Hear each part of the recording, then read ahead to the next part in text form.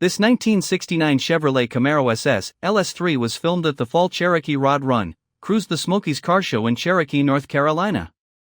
Let us know what you think about it in the comments. To see more from this car show, click the playlist link in the description. Please give us a thumbs up. Subscribe for free to our YouTube channel to see all of our upcoming videos.